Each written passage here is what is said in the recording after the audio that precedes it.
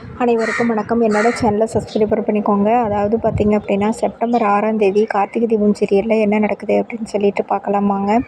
அங்கே பார்த்திங்க அப்படின்னா, துப்பாக்கியில் மாயா தான் சுடுவாங்க. சுட்ட உடனே பார்த்திங்கன்னா, அந்த செத்துப்போன ஏட்டோட ஃபோன் அந்த கல்யாண மண்டபத்தில் இருக்கக்கூடிய பாத்திரத்தில் விழுந்துடும். சாமுண்டீஸ்வரி வீட்டில் அவங்க சாமி வீட்டில் அந்த ஃபோனை வச்சுருக்கிறாங்க. இந்த சூழ்நிலையில் பார்த்திங்க அப்படின்னா அவங்க விசாரணை பண்ண சாமுண்டீஸ்வரி வீட்டுக்கு வருவாங்க போலீஸு. ஏட்டு செத்ததுனால அவங்க எங்களுக்கு இதுக்கு சம்மந்தம் இல்லை, நீங்கள் போய் பரமேஸ்வரி பாட்டி இது பண்ணுங்க அப்படின்றவாங்க. உடனே போலீஸ் அங்கே விசாரணைக்கு போவாங்க. விசாரணைக்கு போன உடனே பரமேஸ்வரி பாட்டி இருந்துக்கிட்டு ஊர்க்காரங்கெல்லாம் தடுப்பாங்க. நீங்கள் ஒன்றும் பயப்படாதீங்க, விசாரணைக்கு தானே கூப்பிட்றாங்க, நான் போயிட்டு வந்துடுறேன் அப்படிங்கிறாங்க. நவீனுக்கிட்ட கூப்பிட்டு, நவீனை நீ கார்த்திகிட்ட கூப்பிட்டு எல்லாத்தையும் சொல்லியிருப்பா விஷயத்த அப்படின்னு சொல்கிறாங்க. சரி நானும் சொல்லிடுறேன் அப்படிங்கிறாங்க. அதுக்கு முன்னாடி என்ன நடக்குது அப்படின்னு சொல்லிட்டு பார்த்தீங்க அப்படின்னா, அந்த மாயாவை யார் நம்ம அந்த ஏட்டை சுட்டாங்கன்னு தெரியலேன்ட்டு கார்த்தியும் பெரிய மாப்பிள்ளை 2 பேரும் போய் அந்த மண்டபத்தில் சிசிடிவி ஃபுட்டேஜை பார்க்குறாங்க. அப்போ ஒரு பிருதா போட்ட லேடி உள்ளே வராங்க. யாருன்னு தெரியலையே, ஒரு முஸ்லீம் பொண்ணு இவ்வளோ இது கல்யாணத்துக்கு வந்திருப்பாங்க அப்படிங்கிறாங்க.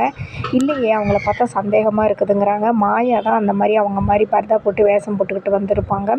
அதே மாதிரி துப்பாக்கியில் அவங்க சுடுறதையும் பார்த்துருவாங்க. 2 ஃபுட்டேஜையும் எடுத்துக்குவாங்க, கார்த்தியும் அவரும் பெரிய மாப்பிள்ளையும். இதை கொண்டுட்டு போய் போலீஸில் கொடுத்தோம்னா நிச்சயமாக நமக்கு பாட்டியை வெளியில் விட்டுருவாங்க அப்படின்னு சொல்லிட்டு ஃபுட்டேஜ் எடுத்துகிட்டு அவங்க ஒரு பக்கம் பிளான் பண்ணிட்டுருக்குறாங்க. இதுக்கடையில் பரமேஸ்வரி போலீஸ் இதில் ரொம்ப சோகமாக உட்காந்துருக்குறாங்க. அப்போ அவங்க அப்பாவும் ரேவதி அவங்கள சந்திக்க வராங்க. தன்னோட மகனும் ரேவதியும், அம்மா இந்த மாதிரிலாம் ஆகும் நடக்கும்னு நாங்களாம் எதிர்பார்க்கவே இல்லை, ரொம்ப மனசு கஷ்டமாக இருக்குது. அந்த ஏட்டு எப்படி தான் இப்படி இறந்தார் போனார் வந்தார், யார் சுட்டாங்கன்னு இது வரைக்கும் மர்மமாகவே இருக்குது. ஆனால் உங்களை பிடிச்சி கொண்டாந்து இங்கே விட்டுட்டாங்க, கவலைப்படாதீங்க வாங்குறாங்க. இல்லைப்பா எல்லாமே சரியாயிரும், நீ ஒன்றும் கவலைப்படாத, கடைசி வரைக்கும் அந்த உண்மை தெரியாமல் போயிருச்சு. அந்த ஏட்டு மட்டும் சொல்லியிருந்தா இன்றைக்கி நம்ம 2 குடும்பமும் ஒன்று சேர்ந்துருக்கோம், அநியாயமாக எல்லாமே வேஸ்ட்டாக போயிருச்சு அப்படின்ட்டு அவங்க ஒரு பக்கம் ஃபீல் பண்ணிக்கிட்டு இருக்கிறாங்க. இதுக்கிடையில் சந்திரகலா சாமுண்டீஸ்வரிட்ட போய், அக்கா உனக்கு ஒரு விஷயம் தெரியுமா, அந்த கிளவியை பிடிச்சிட்டு போயிட்டாங்க போலீஸ் ஸ்டேஷனுக்குன்னு சொல்லி அவங்க ஒரு பக்கம் பெருமையாக சொல்லிக்கிட்டு உட்காந்துட்ருக்குறாங்க. உனக்கு வேறு வேலை இல்லையா, எதையாவது ஒன்று சொல்லிக்கிட்டே தான் இருப்பியான்னு சொல்லிட்டு அவர் திட்டிகிட்ருக்கிறாரு சாமுண்டீஸ்வரியுடைய கணவர். இந்த மாதிரி கதைக்களம் போயிட்டுருக்கிறப்ப என்ன பண்ணுறாங்கன்னா, பெரிய மாப்பிள்ளையும் கார்த்தியும் பிளானை போட்டு ஒரு நர்ஸு மூலிமா அந்த மாயாவை நம்ம எப்படியாவது வரவழைக்கணும், அவளை வரவழைச்சி தான் வாயிலேருந்து உண்மையை வாங்கணும் அப்படின்னு சொல்லிட்டு ஒரு நர்ஸுக்கிட்ட பணத்தை கொடுத்து நடிக்க சொல்கிறாங்க. உடனே அவங்களும் ஃபோன் பண்ணுறாங்க மாயாவுக்கு. என்ன இது புது நம்பர்லேருந்து வருதுன்னு. யார் அப்படிங்கிறாங்க. நான் நர்ஸு பேசுகிறேங்க அப்படின்னோடனே, கோமதி அப்படின்னோடனே, என்ன யார் எனக்கு தெரியலன்னொடனே எல்லா விவரத்தையும் சொன்னோன்னே, ஓ நீயா சொல்லு அப்படிங்கிறாங்க. மகேஷ் சார் இருக்கிற இடம் எனக்கு தெரியும் மேடம்ங்கிறாங்க. ஏன் இத்தனை நாளாக சொல்லாமல் இப்போ சொல்கிறேங்கிறாங்க. இல்லை மேடம் எனக்கு இப்போ பணம் அர்ஜெண்ட்டாக தேவைப்படுதுங்கிறாங்க.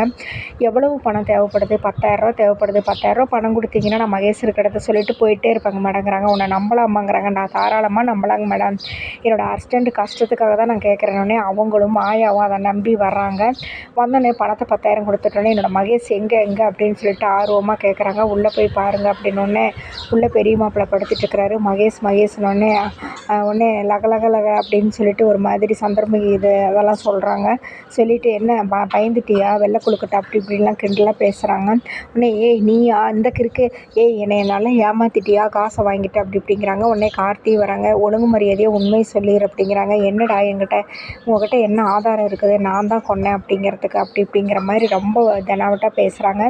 இவங்க ஏற்கனவே ஃபுட்டேஜ் எல்லாம் எடுத்துகிட்டு வந்திருப்பாங்க. அங்கே போய் மண்டபத்தில் இருக்கிறதெல்லாம் எடுத்து போட்டு இது பண்ணிவிட்டு, நீ தான் சுட்டங்கிறதுக்கு எல்லா விதமான ஆதாரமும் இருக்குது, சும்மா நடிக்காத அப்படிங்கிறாங்க. பர்தா போட்டது நான் வந்துட்டுருந்தேன், என்ன எப்படி கண்டுபிடிப்பீங்க அப்படி இப்படின்னு சொன்ன உடனே இவங்க பேசுகிறது எல்லாத்தையுமே பெரிய மாப்பிள்ளை ரெக்கார்ட் பண்ணிடுவார். அதாவது உண்மையாக ஒழுங்கு மரியாதையாக உண்மையை சொல்லிவிட்டு நீ சரண்டர் ஆயிரு, இல்லை அப்படின்னா நடக்கிறதே வேறு அப்படிங்கிறாங்க. அப்படி சரண்டர் ஆகலைன்னா என்ன பண்ணுவேன், எப்போ பார்த்தாலும் உனக்கு என்கிட்ட மோதுறதா வேலை அப்படி இப்படிங்கிறாங்க. உடனே பெரிய மாப்பிள்ளையை எடுத்து காமிக்க சொல்கிறாங்க. அப்போ பார்த்திங்கன்னா மாயா பேசுகிறது ஃபுல்லாக ரெக்கார்ட் ஆகிடுது.